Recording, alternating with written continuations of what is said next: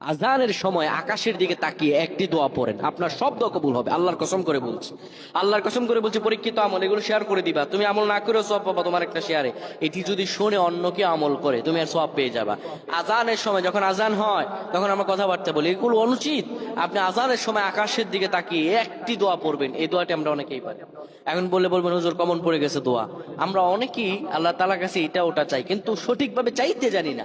সঠিকভাবে কোনো ব্যক্তি যদি চায় আমার আল্লাহ তাকে দয়া করবেন। আল্লাহ বলেন, বান্দা উদউনি আস্তাজিব লাকুম, আমার কাছে চাও আমি আল্লাহ সব দিয়ে দিব। সুবহানাল্লাহ।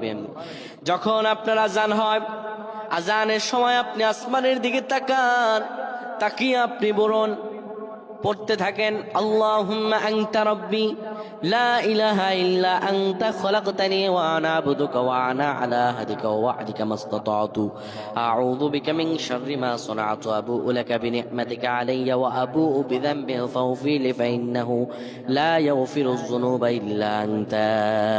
এই সাইয়্যিদুল ইস্তিগফার আপনি পড়েন, ইনশাআল্লাহ আল্লাহ সব দোয়া কবুল করে আপনাকে কবুল আর মঞ্জুর করে নেবেন। পড়েন আল্লাহু আকবার। আজানের সময় আকাশের দিকে তাকিয়ে একটি দোয়া পড়েন, আপনার সব দোয়া কবুল হবে। আল্লাহর কসম করে বলছি, আল্লাহর কসম করে বলছি, পরীক্ষিত আমল এগুলো শেয়ার করে দিবা। তুমি আমল না করেও সওয়াব পাবা তোমার একটা শেয়ারে। এটি যদি শুনে অন্য কেউ আমল করে তুমি আর সওয়াব পেয়ে যাবে।